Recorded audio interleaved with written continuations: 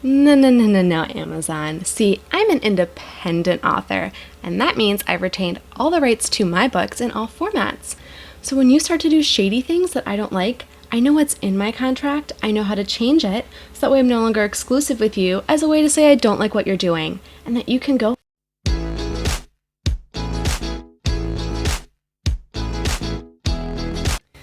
Hi, I'm MK Williams. I'm an author and independent publisher.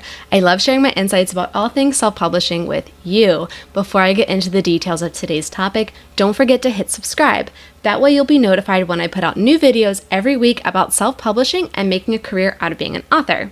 So I haven't discussed Audiblegate on this channel yet, mainly because there are so many moving pieces and there's news on it regularly, so I didn't want to make a video that would be outdated by the second I hit record, let alone by the time I edit it and upload it to the channel. So as more and more indie authors are learning about the issues with ACX, many are wanting to remove their book from exclusivity with the platform. I don't blame them. So I'm going to be doing a quick recap of what all of this is.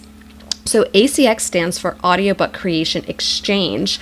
This is the audiobook self-publishing platform for Amazon. So KDP is for print and ebooks, and ACX is for audiobooks. So this gets your audiobook out to Audible, Amazon, and Apple.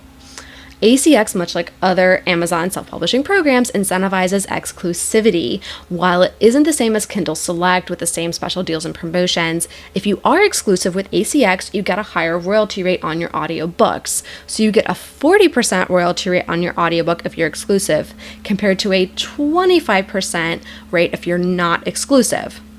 Also, like 40% is a super crappy royalty rate, but that's a whole nother topic for another day. So the difference in royalty rates is pretty tempting to go exclusive, right? You're getting almost double the royalty. So when you select this in ACX, you're locking into a 7-year contract for exclusivity. However, after 1 year, you can write to ACX and ask to be taken out of the exclusive contract and move to a non-exclusive contract. It's very important to know this. So why would you ever want to do that? Well, for starters, you may want your audiobook to be available on Google Play or audiobooks.com or through a library or anywhere that isn't Amazon, Audible, or Apple. Or maybe you're boiling mad with Audible and their policies. So that leads us to Audiblegate. I'm going to give an oversimplification here and point you to some resources, but effectively, Audible is in hot water right now with a lot of authors and indie publishers.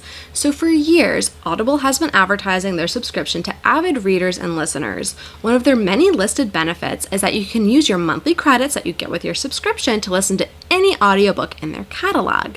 If you don't like a book, for whatever reason, you can return it, no questions asked, so you can listen to another book.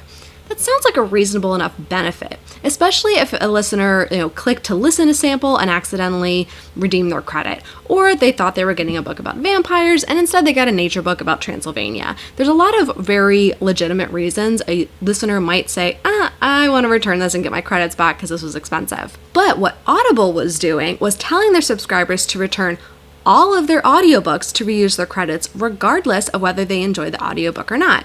So the listener would listen to the audiobook, they liked it enough to finish it, and when the subscriber wanted to cancel with Audible because it is a very high monthly cost, Audible was instructing them to redeem all of their credits from the past year to get a whole year's worth of books, which makes that like a library.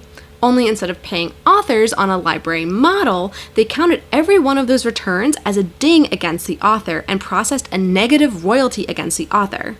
That's right, they told customers to return books and then went to the author and said, this book was returned and that pitiful $4 you got a month ago from your 40% royalty, you have to give that back now.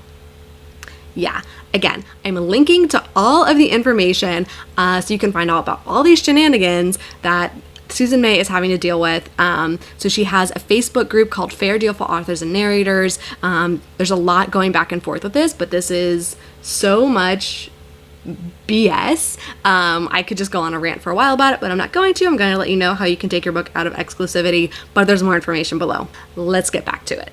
Anywho, so that's why you might want to make your books non-exclusive to ACX and have them elsewhere on other platforms. And from some of the discussions, Susan, as well as the team at Ally, the Alliance of Independent Authors, they're making some headway. I'm going to have links to everything below. So remember just a few minutes ago when I said that you would have to wait a year to request that your audiobook be removed from an exclusive contract? Well, now you can ask for that after 90 days. That's one of the benefits of the discussions that Susan and the team at Ally are having. So here is what you need to do to get your audiobook out of an exclusive contract so you can get paid for your hard work and IP on other platforms. I'm going to show you the exact process I just went through to get my own book out of an exclusive contract.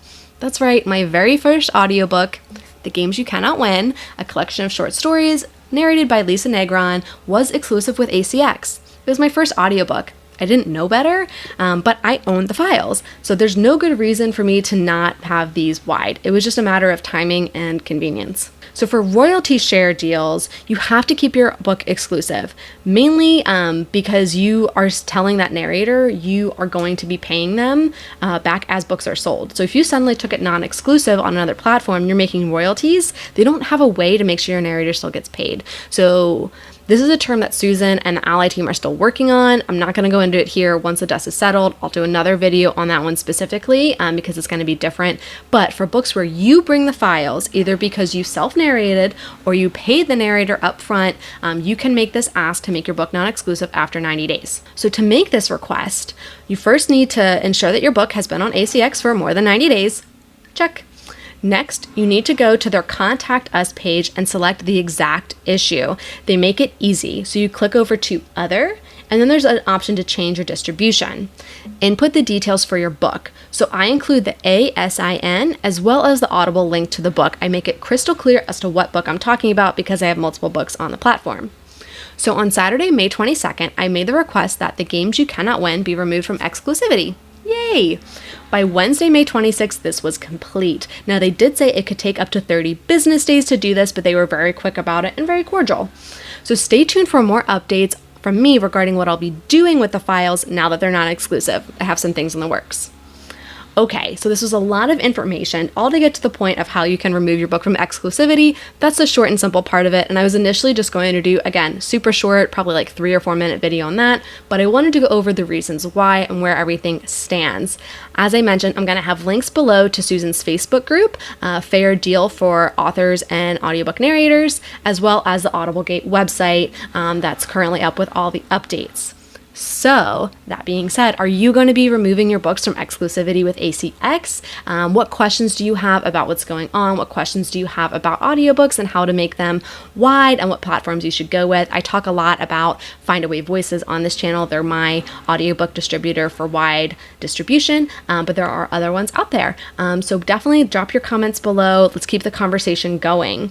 If you found this video helpful, please give it a thumbs up and don't forget to hit subscribe. That way YouTube knows that you're getting value from this video and it can get it in front of other authors like us. Now you can get back to writing or narrating your book. Hey, if you want to continue to support this channel and my other creative work, please head over to buymeacoffee.com and support my channel. You can buy me 1 coffee, 3, 5, 10, or you can even get a membership.